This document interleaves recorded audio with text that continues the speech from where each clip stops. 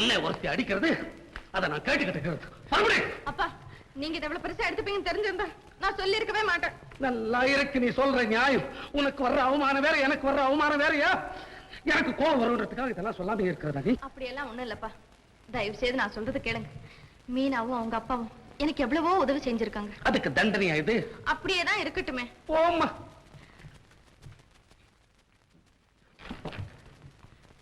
அப்பா என் விருப்பத்துக்கு விரோதமா நீங்க அங்க போறது நல்லா இல்ல. நான் அவ்வளவுதான் சொல்லுவேன். அப்புறம் உங்க இஷ்டம்.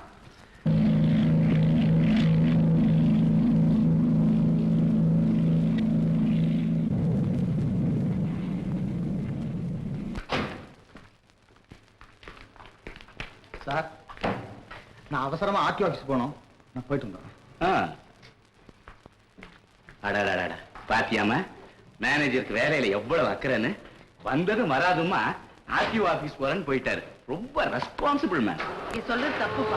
என்னம்மா சொல்ற? சொல்ல வேண்டிய நிறைய இருக்கு. சுருக்கமா சொல்ல போனா நீங்க நினைச்சபடி ராஜு மேனேஜிங் டைரக்டரா வரமாட்டாரு. அதுக்கு அவருக்கு அருகதையும் இல்லை. நாம போட்ட கணக்கெல்லாம் தப்பு கணக்கா போயிடுச்சு.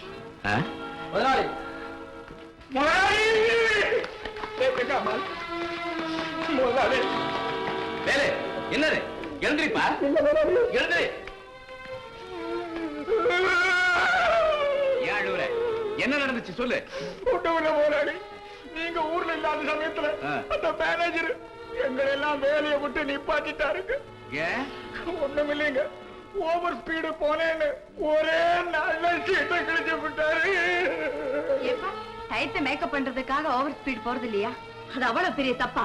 அதுக்காக இத்தனை வருஷம் சர்வீஸ் உள்ள ஆளுங்களை எல்லாம் நிறுத்தி அவங்க குழந்தை குட்டிகளை பட்டினி போடுறதா? என்னப்பா இது அநியாயம்.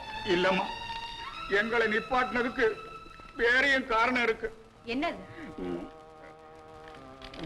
சும்மா சொல்லு. ஒண்ணுமில்ல, இந்த போனஸ் இன்கிரிமெண்ட் பேட்டான் எல்லாம் சொல்லி கம்பெனியில் இருக்கிற தொழிலாளிங்க அத்தனை பேரையும் மேனேஜர் தன் கைக்குள்ள போட்டுக்கிட்டாரு. இப்போ அவருக்கு மேனேஜருங்கிற பேரு போய் சின்ன முதலாளிங்கிற பட்டம் வந்துடுச்சு. முதலாளி இது எங்களுக்கு பிடிக்கல. நாங்க உங்க சார்பா வேலை செஞ்சோம். அதனாலதான் இதெல்லாம் நானே சொல்லலாம்னு இருந்தேன். ஆனா அவரே சொல்லிட்டாரு. ஏப்பா தீபாவளிக்கு போனஸ் கொடுக்கறதா நோட்டீஸ் போட்டிருக்காரு. யாரு கேட்டு போட்டிருக்காரு? நீங்க முதலாளி, அவரு முதலாளியா?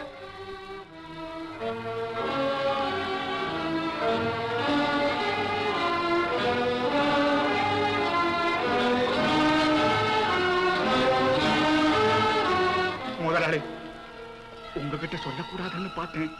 இருந்தாலும் இந்த பழம் மனசு கேட்க மாட்டேங்குது. முதலாளி கணக்கு வழக்குல கூட ஏதோ கோளாறு நடக்கிறதாக கேள்வி. அதையும் கொஞ்சம் கவனிச்சிட்டீங்கன்னா முதலாளி உங்க உப்பத்துன்னு வளர்ந்த உடம்பு முதலாளி. அதனால தான் உண்மையை சொல்லாம இருக்க முடியும்.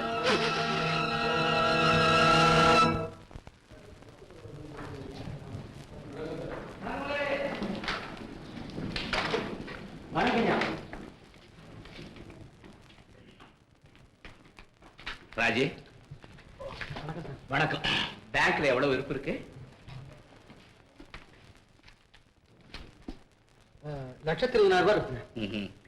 1,15,000 ரூபாய்க்கு கல்கத்தாவுக்கு இந்த அட்ரஸ்க்கு ஒரு டிராஃப்ட் அனுப்பிச்சிருப்பான்.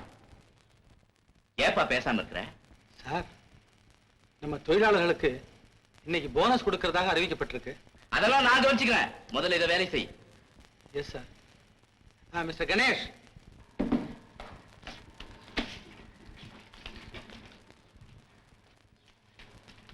Yes sir. இதுக்கு உடனே ஒரு டிராஃப்ட் எடுத்து இந்த முகவரிக்கு பதிவு தபால் அனுப்பிடுங்க. சரி ராஜி, நான் கல்கத்தாவுக்கு போனதுல இருந்து இன்னைக்கு வரைக்கும் பேங்க் அக்கவுண்ட், டெய்லி கலெக்ஷன்ஸ், கையிருப்பு எல்லா கணக்கையும் எடு. இது இருக்குங்க. எப்ப வேணும்னாலும் நீங்க பாத்துக்கலாம்.